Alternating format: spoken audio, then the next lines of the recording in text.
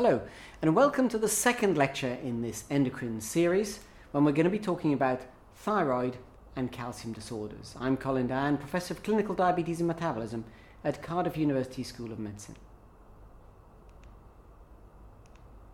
Here's the first question. A 44-year-old woman presents with flu-like symptoms, decreased appetite and neck pain. She feels like she has palpitations and has increasing problems with perspiration and sweating. She's taken a couple of weeks off work on sick leave. On examination, she's exquisitely tender over the thyroid area and can hardly bear you to touch her neck. Her blood pressure is 145/70 with a pulse of 90 per minute.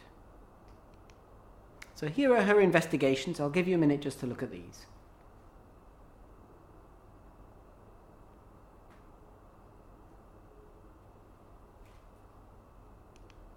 And the question. Which one of the following is the most appropriate treatment? 5 options, and I'll let you have a moment to look down the list.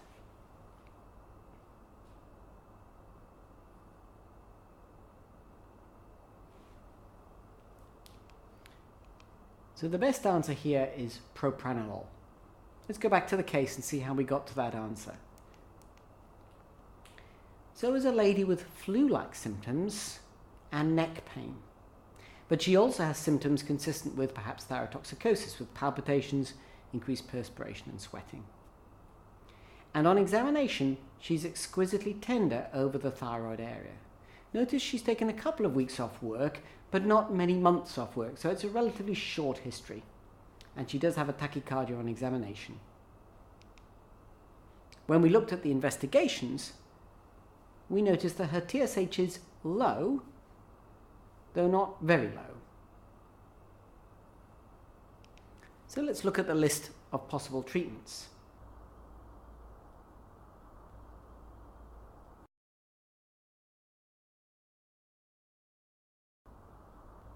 Now, the thing to draw to your attention is the tenderness of the neck. And normal thyrotoxicosis, Graves' disease, multinodular goiter, does not involve a tender neck. So this is beginning to suggest a thyroiditis, particularly a viral thyroiditis, a subacute thyroiditis, which results in neck pain. And in this situation, there is discharge of thyroid hormone from the gland, not that new thyroid hormone is being made. Carbimazole, the first option there, blocks the production of thyroid hormone, as does propylthiouracil, the option D there. So these are not going to help in this situation because there's no new thyroid hormone being made. Radioiodine is also not appropriate because that's taken up when the gland is active. And so if you gave radioiodine in this situation, it would not enter the gland, and in any case, the condition is going to resolve spontaneously. You don't need a permanent treatment. That leaves us with prednisolone and propranolol. Prednisolone is good at suppressing inflammation, but is not necessary in this situation and doesn't particularly help with the pain, which is better helped by non-steroidal anti-inflammatories. So we're left with propranolol, or indeed no treatment at all, but that wasn't an option, to slow her tachycardia, reduce her palpitations and make her feel better while the thyrotoxicosis spontaneously resolves. So let's look at causes of hyperthyroidism. Causes are listed down there on the left-hand side. By far and away, the commonest cause is Graves' disease. And in the middle, there are specific features which would point you in that cause or another cause. So here I've listed thyroid eye disease. If people have symptoms or signs of thyroid eye disease, that strongly suggests Graves' disease. And you can perform an antibody test, either thyroid antibodies, which are relatively non-specific, but the best test being a TSH receptor autoantibody, the TRAbs. And the treatment for Graves' disease, well, you can use any of the 3 treatments, carbimazole or propylthiouracil, radioiodine or thyroidectomy. The second most common cause is toxic nodule or multinodular goiter. And the clue there is that you've got a nodular thyroid gland or a single nodule. And the treatment usually is radioiodine. And the reason is that this will not go spontaneously into remission, whereas Graves' disease, being an autoimmune condition, can. So there's a justification for a course of carbimazole, usually 12 to 18 months. But in toxic nodule, carbimazole will control the thyrotoxicosis, but as soon as you stop, the thyrotoxicosis will come back. So the treatment is usually radioiodine, though surgery is another possibility. Thirdly, we've listed thyroiditis there. And this is the association here with neck pain, subacute, sometimes called de Quervain's, or post-viral thyroiditis. The exact virus is not defined, but it seems to be related to multiple different viruses. The confusing aspect is that chronic thyroiditis is another word for Hashimoto's disease, so we're really talking here about a subacute thyroiditis, a transient condition. And you can get thyroiditis, a transient condition, in autoimmunity, classically postpartum, but also transiently in people who have thyroid autoantibodies. In this situation, as we mentioned, there is discharge of hormone from the gland, but no new synthesis. So if you do a radioiodine or technetium uptake scan, you won't see any outline at all of the thyroid. There'll be no uptake of tracer. The gland is inactive. So the treatment there is observation, because it spontaneously resolves, or symptomatic treatment such as propranolol. And the classic pattern is that you go from thyrotoxicosis to hypothyroidism and then back to euthyroidism. So possibly when the TSH was done in this case, the lady was gradually transiting into a hypothyroid phase which could spontaneously resolve. I've listed along the bottom there other possible causes of hyperthyroidism: amiodarone, iodine excess, thyroid hormone production from aberrant tissue in the ovaries, struma ovarii, TSH secreting pituitary tumors, and a response to cytokine therapy such as interferon alpha therapy. These are all unusual conditions except possibly amiodarone therapy, and the treatment is complex and generally requires endocrine advice. Question 2. A woman who's 36 weeks pregnant presents to the endocrinology clinic complaining of difficulty maintaining her weight during the latter stages of pregnancy, tremor, and she's also got anxiety. On examination, she looks anxious. Her blood pressure is 115/70 and her pulse rate is 92 per minute. Heart sounds are normal and her chest is clear. Here are her investigations. I'll give you a moment to look at these.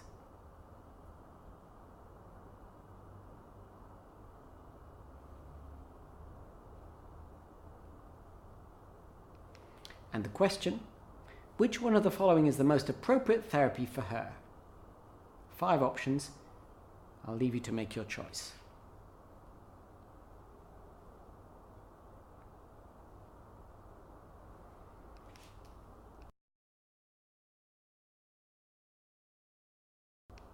So the most appropriate answer here is carbimazole.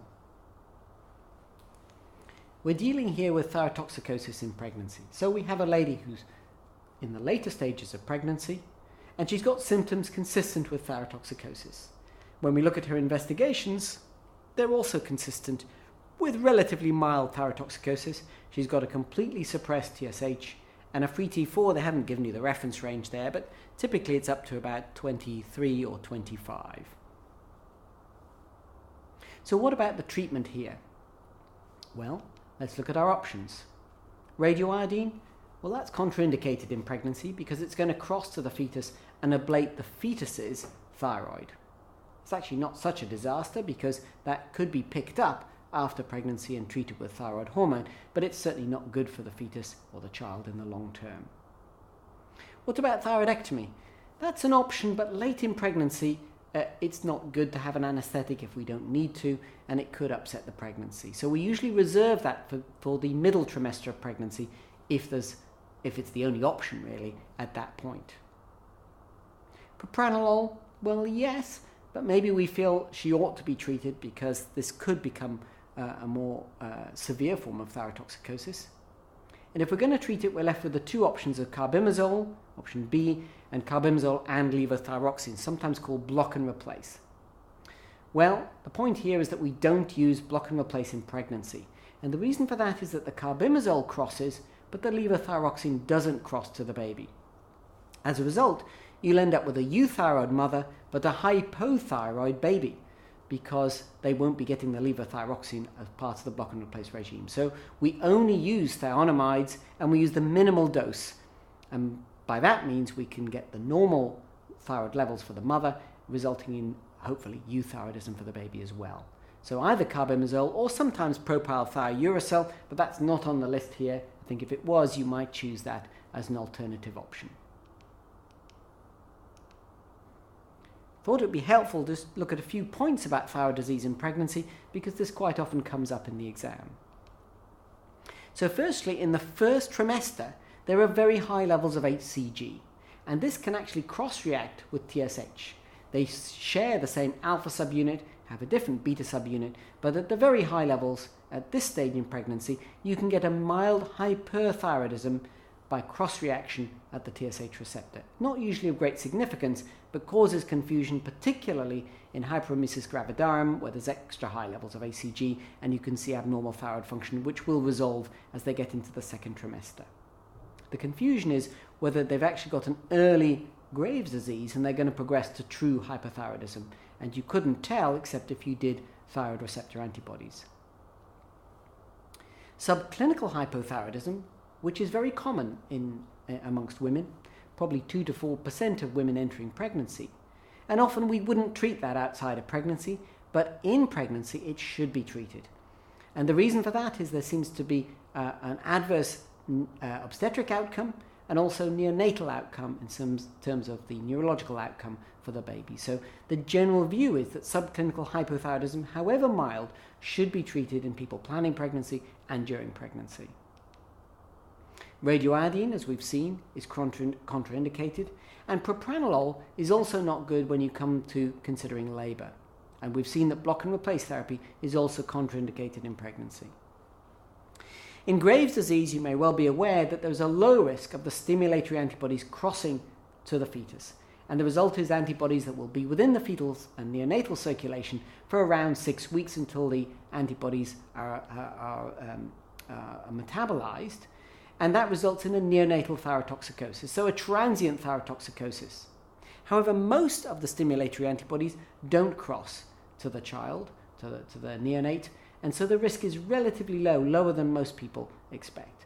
If a patient has had a previous episode of neonatal thyrotoxicosis, they do tend to have the kind of antibody that will cross the placenta, and there's a risk of it happening again in a future pregnancy. And finally, remember that in patients with autoimmune thyroid disease, there is a high risk of transient thyroid dysfunction after pregnancy, so-called postpartum thyroiditis. The reason to remember this is that usually it's asymptomatic and it resolves spontaneously. It's a form of thyroiditis like we saw in the earlier question. So be aware of this, but in general this is treated by observing and, if necessary, transient use of propranolol.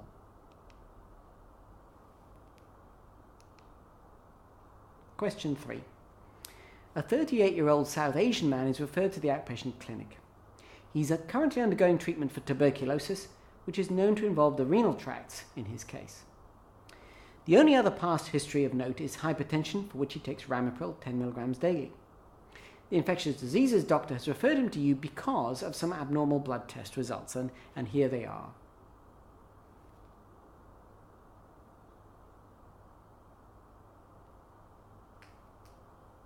So what's the question? Which one of the following actions would be the most appropriate in this case? And I'll give you a moment to look at the 5 options.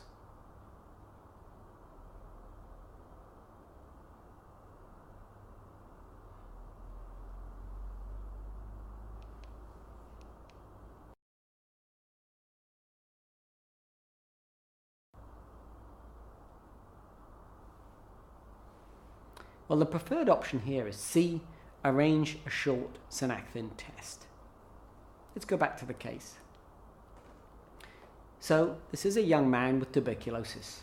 And as you'll know, tuberculosis can affect the adrenal glands. When we look down the list of investigations here, we see a slightly raised TSH and a slightly low free T4. So there is an element of hypothyroidism here, which seems probably significant.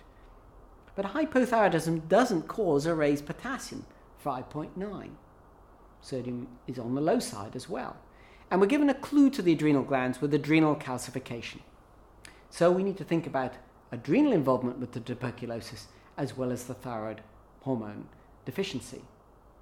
The question really underlying here is, which should we treat first? And the important point is you must always treat adrenal insufficiency before thyroid insufficiency. And so they're emphasizing that you must make a diagnosis of the hypoadrenalism before you think about treatment of the hypothyroidism.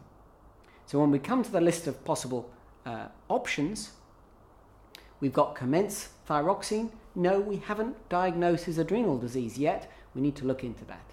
Check anti-TPO antibodies. Well, could be relevant, but it's still not getting at the life-threatening condition of hypoadrenalism. Check anti-adrenal antibodies. Well, in his case, it's probably due to tuberculosis, and so the anti-adrenal antibodies might well be negative. It's probably not autoimmune adrenal failure, although it could be in association with his thyroid failure, which is probably not related to his tuberculosis. What about commencing fludrocortisone therapy? Well, that is part of treatment for adrenal failure, but the key element is the hydrocortisone replacement.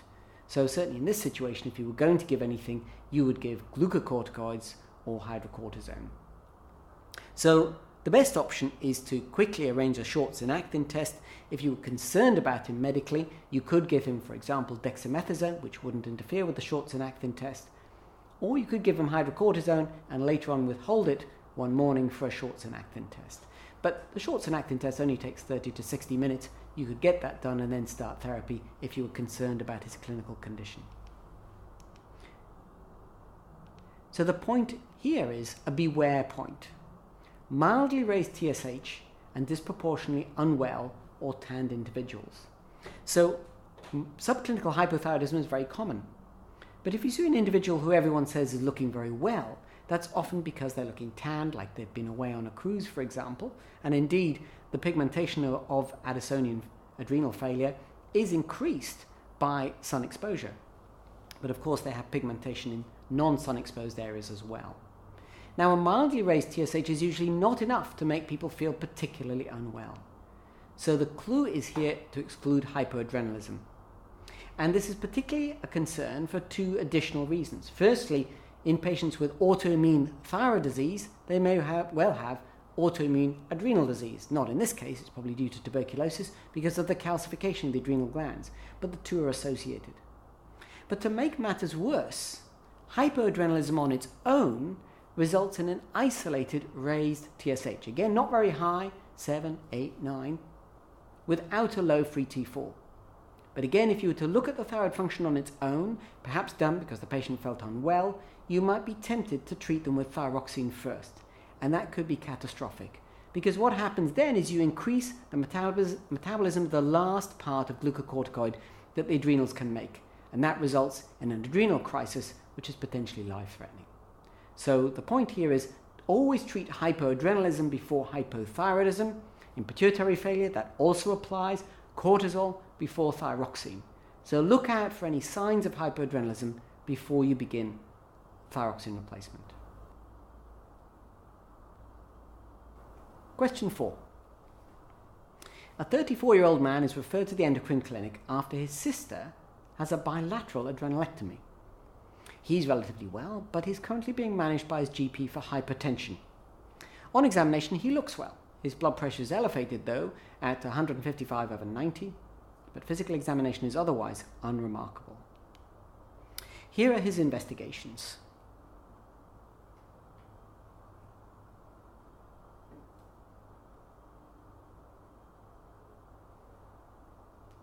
And let's look at the question. Which one of the following is the most likely cause of his hypercalcemia? And you've got 5 options. I'll give you a moment to look at these.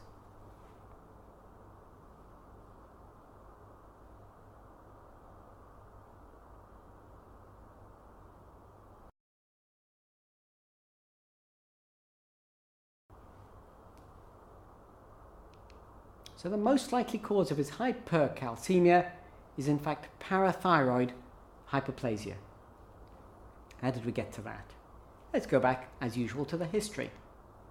So the salient points in the history are that he has a family history of bilateral adrenalectomy. Bilateral.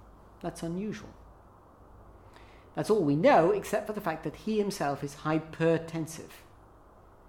Now, adrenal disease that causes hypertension is either Cushing's, which is unusual to have it bilaterally, although it's occasionally used for pituitary disease that you can't cure, or pheochromocytoma. But the answer comes when we look at the investigations here, and we see a raised calcium, hypercalcemia. We see a raised calcitonin, and that comes from the C cells of the thyroid and is associated with medullary thyroid cancer. And finally, raised urinary metanephrines, which are a test for pheochromocytoma. So that's consistent with the patient having a pheochromocytoma to explain his hypertension. But the coexistence of these three conditions, hypercalcemia, possibly medullary carcinoma of the thyroid, and pheochromocytoma, should trigger the thought of multiple endocrine neoplasia type 2, especially in the context of a family history. So when we look down the list here, elevated PTHrP, well, that's usually a paraneoplastic phenomenon, doesn't seem directly related, and the medullary carcinoma of the thyroid doesn't usually make PTHrP. So the possibility is medullary carcinoma of the thyroid, but that also is not associated with hypercalcemia in itself. It's a tumor, and it produces calcitonin, which, if anything, would lower calcium, and in fact it has a very little effect on calcium. The main effect of very high calcitonin levels actually is diarrhea. What about a parathyroid adenoma, which is the commonest cause of hyperparathyroidism? But in this kind of syndrome, what you see is 4-gland hyperplasia, all 4 glands enlarged. That's the parathyroid hyperplasia shown along the bottom. And in fact, strangely enough, in MEN2, they do not get parathyroid carcinoma, which is actually extremely rare in any condition. So the answer here was parathyroid hyperplasia. It's worth us looking at the multiple endocrine neoplasia syndromes because although these are very rare, they seem quite commonly to appear in the MRCP Part 2. And it's important to distinguish between them. So let's look at MEN1 and MEN2, multiple endocrine neoplasia type 1 or type 2. You'll see under MEN1, I've listed what I call the 3 Ps, parathyroid, pituitary, and pancreas. So the parathyroid is 4-gland parathyroid hyperplasia with associated hypercalcemia. The pituitary is any kind of pituitary tumor. Actually, they can get prolactinomas, growth hormone secreting pituitary tumors, non-functioning tumors. And in the case of the pancreas, this is a variety also of pancreatic tumors, including insulinoma and gastrinoma. And there is also an association with carcinoid. Now, the overlap with MEN2 is that both of them get parathyroid hyperplasia, so they can both have hypercalcemia. But MEN2 is associated with 2 lethal conditions: medullary thyroid cancer, which, if not prevented or removed, results in death, and pheochromocytoma, which, if undiagnosed, can result in death as well. There is an MEN type 2 or Sippel syndrome in which there's mucosal lipomas, so an unusual appearance of the lips and of the tongue. The genes for both conditions have been identified, the menin gene for MEN type 1 and the RET proto-oncogene for MEN type 2. While we're discussing familial endocrine conditions, it's important to look at the last 2 columns here. So you can have medullary thyroid carcinoma that runs in families. This is an unusual cancer, and it can be present in families, probably with the RET proto-oncogene, but without the other features of MEN2, the parathyroid hyperplasia, and the pheochromocytoma. Finally, you can get familial pheochromocytoma. It can be associated with MEN2, but can occur on its own, and it has a link with paragangliomas, which are tumors of similar tissue, typically appearing up the sympathetic tract or in the head and neck. If this is seen, and certainly if there's a familial element to this, and they don't have the other syndromes, they need to be screened for associated genetic conditions, and I've listed them down there: von Hippel-Lindau disease, the SDH genes, and von Recklinghausen's disease. Question 5. A 56-year-old man with a history of hypothyroidism managed with thyroxine replacement comes to the clinic for review. He has increasing tiredness. Other symptoms of note include depression and 1 episode of renal colic. Here are his investigations.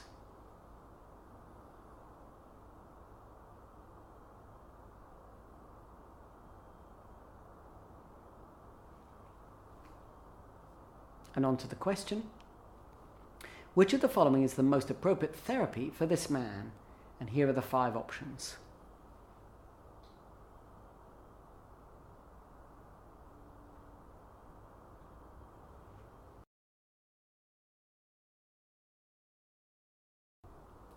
So the preferred option here is A, alpha-calcidol. Let's go back to the question and see how we came to this answer. So the patient has hypothyroidism, which doesn't seem particularly relevant in this circumstance. He's got a bit of tiredness and depression, but he does have one episode of renal colic. When we get onto the investigations, the TSH seems within the normal reference range. He's well replaced on thyroxine, so the thyroid hormone doesn't seem relevant here. We notice a slightly raised potassium, and he's got renal failure, creatinine of 237. The next feature is a low calcium, hypocalcemia, in association here with a low vitamin D level, 1,25-dihydroxycholecalciferol, and a raised PTH level. These are all the features that one might expect in renal disease when there is inhibition of 1-hydroxylation of vitamin D. That results in less active vitamin D, the 125 vitamin D or dihydroxycholecalciferol, less absorption of calcium, and so the body tries to compensate by raising the parathyroid hormone level, so-called secondary hyperparathyroidism, to try and raise the calcium level. So if you were to look at these results, you would call this secondary hyperparathyroidism, and remember that secondary hyperparathyroidism is always associated with a low calcium, whereas primary hyperparathyroidism or tertiary hyperparathyroidism, which happens if in renal disease or in malabsorption there's low vitamin D levels for a long time and the parathyroids become autonomous, both primary and tertiary are associated with high calcium levels. So when we come to the options here, we have, for example, parathyroidectomy. But this individual hasn't become hypercalcemic, and there isn't a strong enough indication here for parathyroidectomy. Sevelamer is a phosphate binding drug which is used in renal disease, but is not going to help particularly his hypocalcemia. Ergocalciferol is a supply of vitamin D, but it does not involve 1-hydroxylation. This is the problem here in renal disease, that you can't 1-hydroxylate. So giving ergocalciferol on its own won't particularly help, as the kidneys will be unable to 1-hydroxylate this vitamin D. Alpha-calcidol, on the other hand, is 1-alpha-cholecalciferol, and as a result, it is active in patients with renal disease because the 25-hydroxylation can be done by the liver. So this is an appropriate drug to give in this circumstance. What about cinacalcet? And this is a drug that mimics the action of calcium on the calcium receptor in the parathyroid gland, and it suppresses the level of PTH. But in current indications, this is a very expensive drug. It's only indicated in individuals on renal dialysis in whom there are no other options and are not suitable for parathyroidectomy. So alpha-calcidol was the drug of choice here. Let's have a little look at hypocalcemia, because really there are only 2 main causes for hypocalcemia. And the first here is hypoparathyroidism. So now this is a low PTH, where the main problem is with the parathyroid glands. And this results in a low calcium level and a high phosphate level. So there was reciprocal changes here. And the PTH level will be low or relatively low, because if it's normal with a low calcium, that's inappropriately low. It shows that the parathyroid glands are struggling. Occasionally you'll see a raised PTH in this situation, which causes a lot of confusion, but if, as you'll see, there's no associated features of osteomalacia, as you wouldn't expect, this could be due to PTH resistance, also known as pseudo-hypoparathyroidism. There's also a rare condition of autosomal dominant hypocalcemia, and in this situation it's a mutation in the parathyroid hormone receptor, in the calcium receptor, and you need to check a urine calcium creatinine ratio to exclude this condition. It's important because if you give high levels of vitamin D to these patients, they end up with renal stones and nephrocalcinosis. The other main cause of hypocalcemia is a low level of vitamin D. And the body tries to compensate by a raised level of parathyroid hormone, sucking calcium now out of the bones. And that's associated then with a raised alkaline phosphatase and features of osteomalacia. What are the causes of a low vitamin D? Well, predominantly it comes from the diet and from sunlight. So lack of sunlight, as happens in more northerly countries and in individuals with darker skin who are more covered up, but also dietary lack results in a deficiency, which is actually quite common in the UK. Or of course you can have a specific malabsorption, classically with celiac disease for example, but also for other abnormalities of the gut, of the small bowel. Calcium will be low and phosphate will also be low. The two move together in contrast to parathyroid abnormalities where there's reciprocal changes in calcium and phosphate. And then a common cause of vitamin D deficiency, or relative vitamin D deficiency, is renal failure because, as we said, a failure of 1-hydroxylation. And that is associated actually with a raised phosphate because you can't excrete phosphate through the kidneys. Very rare causes are a vitamin D receptor defect.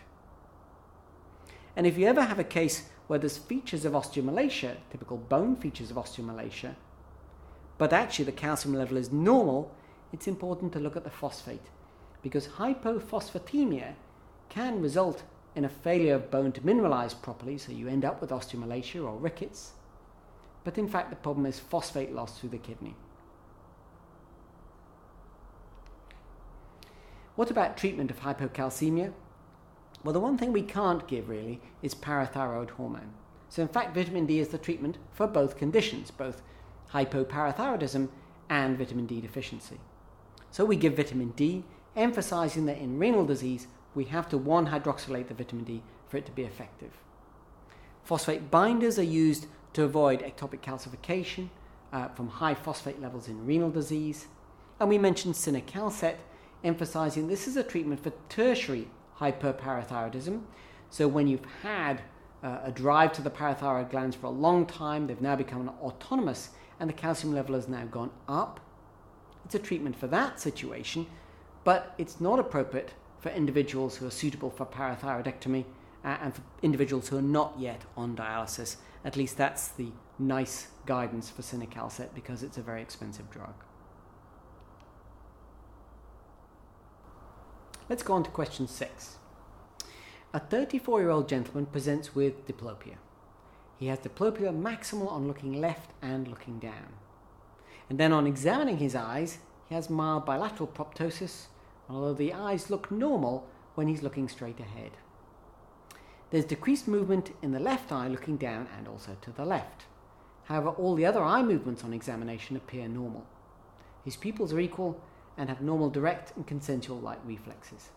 He's able to look up freely without double vision for a long period of time. And here are his investigations.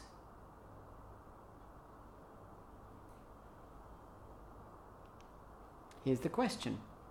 Which one of the following is the most likely diagnosis? And I'll leave you a moment to look at the 5 options.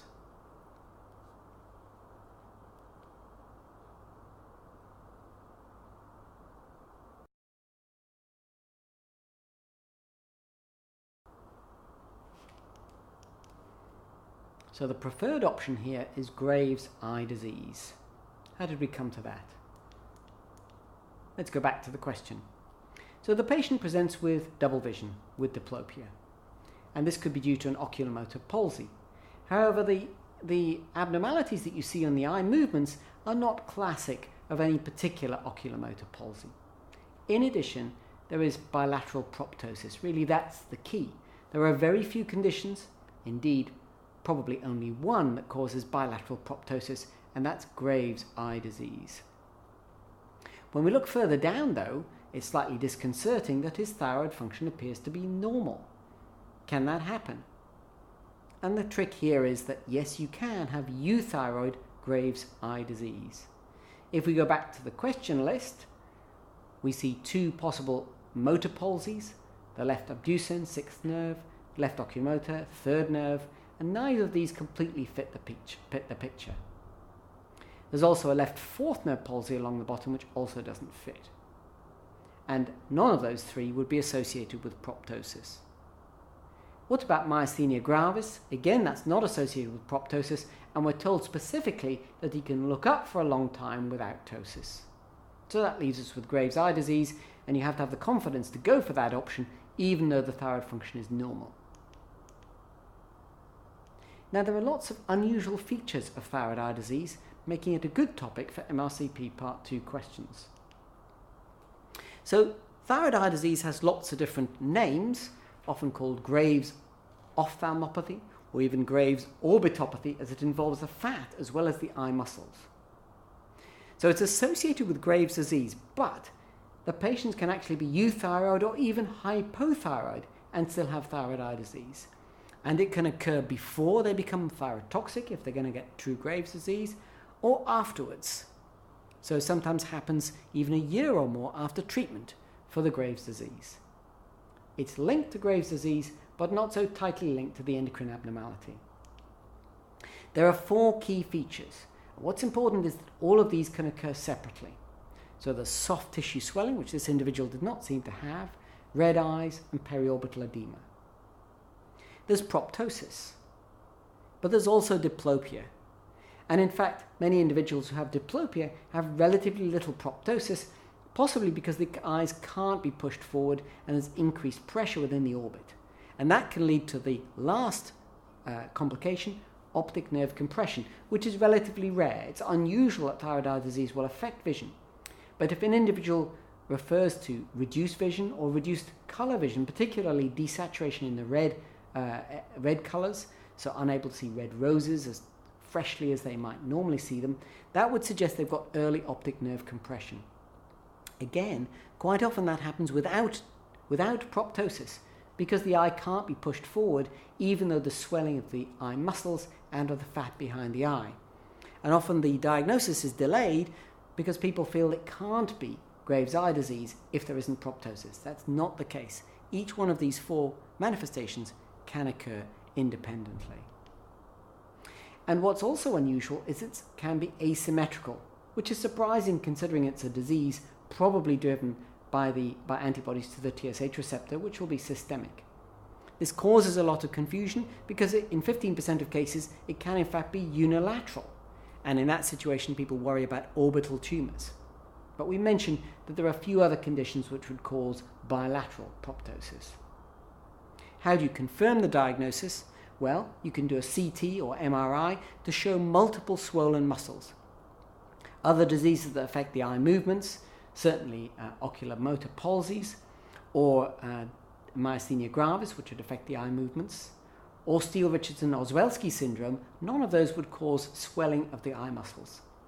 You can get an orbital myositis, but that usually only involves single eye muscles. So a CT showing multiple swellings of the eye muscles strongly suggests that this is Graves' eye disease, even if you don't have abnormal thyroid function. And that concludes the second lecture. In this lecture we were covering thyroid and calcium disorders, and the third lecture will continue the endocrine theme.